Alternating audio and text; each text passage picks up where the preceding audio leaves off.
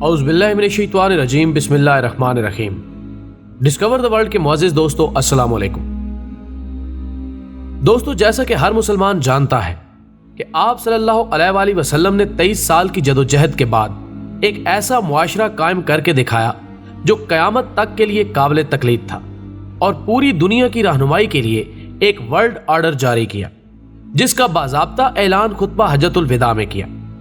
آپ صلی اللہ علیہ وآلہ وسلم نے فرمایا، لوگو خبردار، پچھلا عالمی نظام جو استحصال، ظلم، ناانصافی اور جبر و تشدد پر مبنی تھا، آج وہ ختم ہو رہا ہے اور اسے میں اپنے قدموں تلے روند رہا ہوں اور کائنات انسانی کو نیا عالمی نظام عطا کر رہا ہوں۔ یعنی بتاریخ 9 ذی الحج میدان عرفات میں آپ نے خطبہ حجۃ الوداع میں جو ارشاد فرمایا تھا، وہ عالم انسانیت کے لیے انسانی حقوق کا پہلا باقاعدہ چارٹر اور اقوام عالم کے لیے نیا عالمی نظام یعنی نیو ورلڈ آرڈر تھا، جس کے تحت معاشرے میں ایسی خوشبودار فضا قائم ہوئی کہ ملک عرب امن کا گہوارہ بن گیا اور اسلام پوری دنیا پر غالب آ گیا۔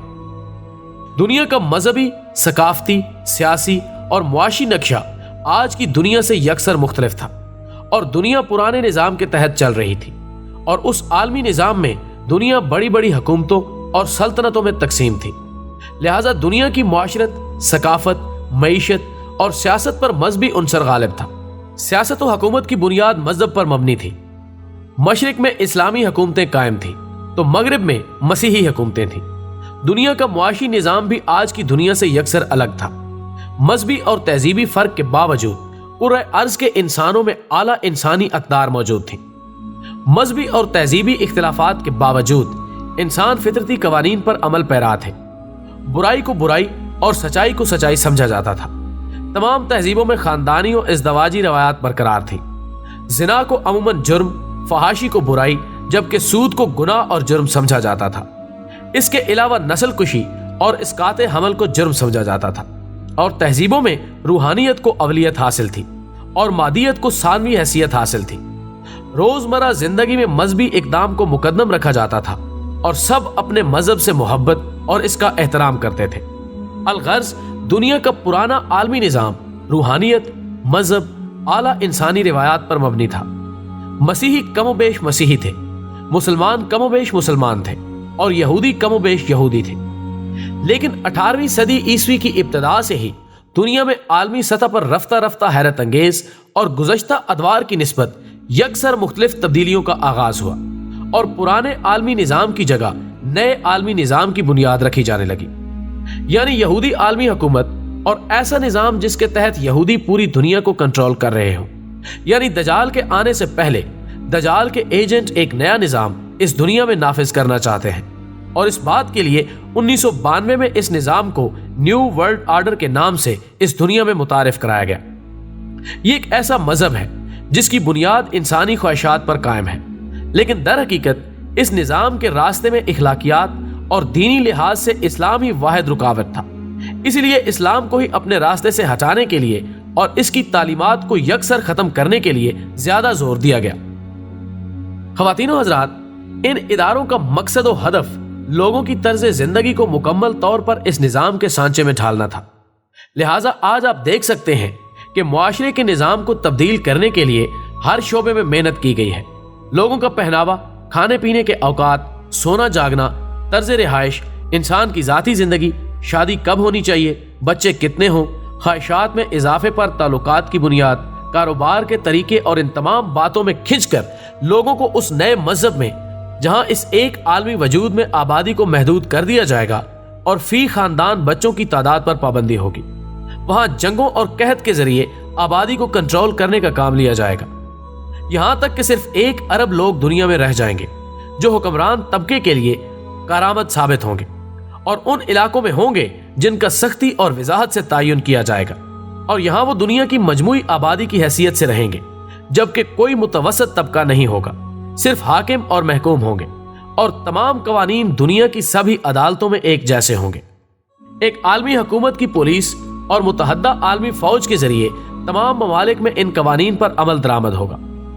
نیو ورلڈ آرڈر میں کسی طرح کی قومی سرحدیں نہیں ہوں گی۔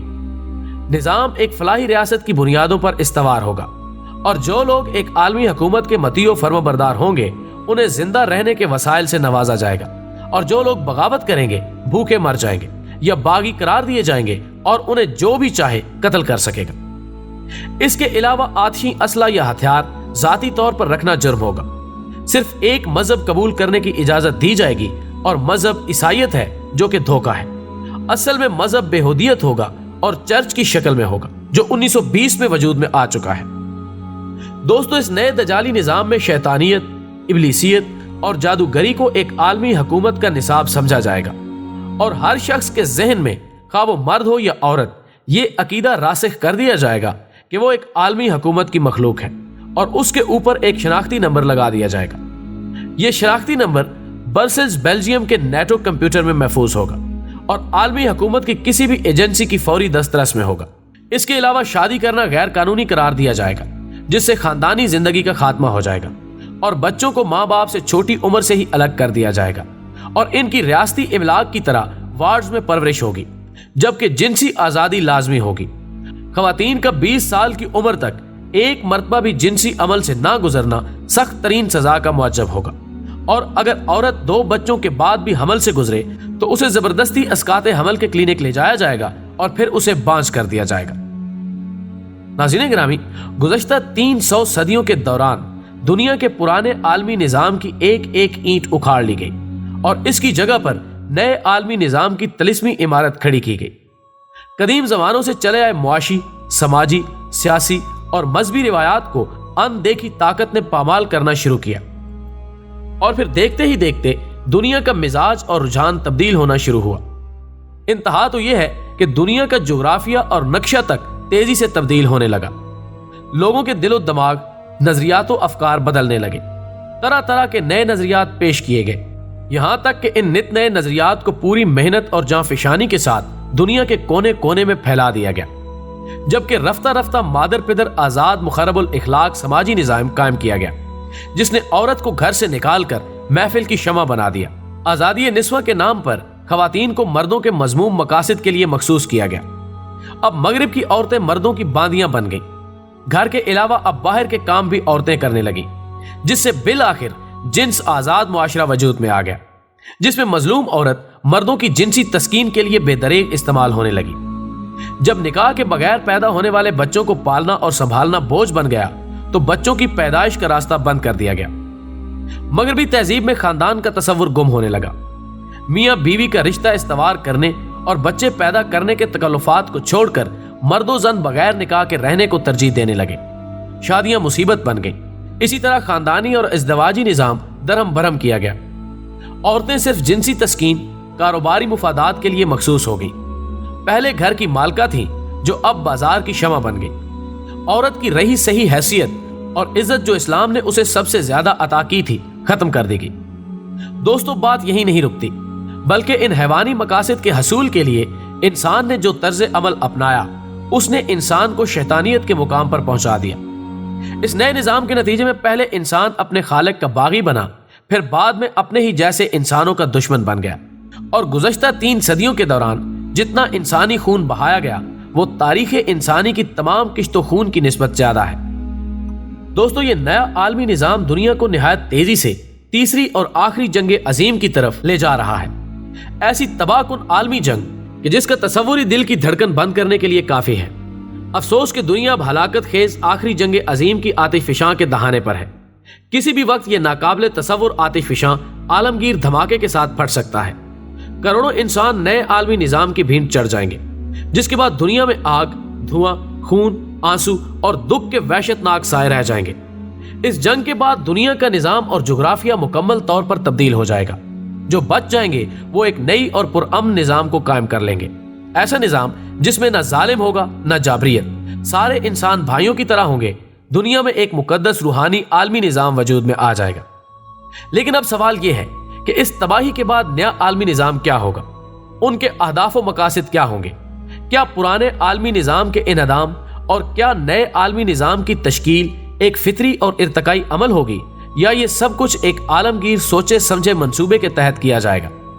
پرانے عالمی نظام پر مسلمانوں اور مسیحیوں کا کنٹرول تھا، اس نئے عالمی نظام پر کس کا کنٹرول ہوگا؟ مسیحیوں کا یا مسلمانوں کا؟ خواتین و حضرات، یہ وہ سنسنی خیز سوالات ہیں کہ جن کے جوابات پانے کے لیے ہمیں انتہائی تحقیق اور دقیق غور و فکر سے تاریخ اور عصر حاضر کو کھنگالنا ہوگا۔ لہذا تاریخ کو کھنگالنے اور عصر حاضر کو جانچنے کے بعد یہ المناک حقیقت ابھر کر سامنے آ جاتی ہے کہ پرانے عالمی نظام کی تباہی اور نئے عالمی نظام کی تشکیل فطری طور پر یا ارتقائی عمل کے طور پر نہیں ہوئی، بلکہ یہ سب کچھ ایک باقاعدہ عالمگیر اور طویل المیاد سازش کے تحت کیا گیا۔ اس طویل المیاد عالمگیر سازش کا مقصد مسیحی اور اسلامی تہذیب و تمدن کو تباہ کر کے اقوام عالم کو انتشار اور اختلاف کا شکار کر کے ایک مخصوص طبقے کو افق عالم پر غالب کرنا ہے۔ آج ہم دیکھ رہے ہیں کہ دنیا کا سپر پاور ملک امریکہ ہے جو ساری دنیا کا باس بنا ہوا ہے، مگر ہم یہ بھی دیکھ رہے ہیں کہ امریکہ مٹھی بھر یہودیوں کے قبضے میں ہے۔ اگرچہ یہودی امریکہ کی کل آبادی کا صرف 2% ہے، مگر اس کے باوجود ہر امریکی حکومت میں یہودی تقریباً تمام اعلیٰ کلیدی اور حساس عہدوں پر فائز رہے۔ دوستو، اس عالمگیر اور طویل المیاد سازشی منصوبے کے ماسٹر مائنڈ قوم یہود ہیں۔ لہٰذا اب ان کی تعلیمات کیا ہیں اور موجودہ ورلڈ آرڈر کی کیا حیثیت بنتی ہے، یہ ہر مسلمان بخوبی جانتا ہے۔ اللہ ہمیں اس دور کے ہر فتنے سے اپنی پناہ میں رکھے، آمین۔ ویڈیو پسند آنے کی صورت میں اسے زیادہ سے زیادہ لائک کر کے ہماری حوصلہ افزائی کریں اور اسے فیس بک اور واٹس ایپ پر شیئر کرنے میں ہمارا ساتھ دیں۔ ہماری اگلی ویڈیو آنے تک اپنا، دوستوں اور گرد و نواح کے لوگوں کا خیال رکھیں۔ اللہ حافظ۔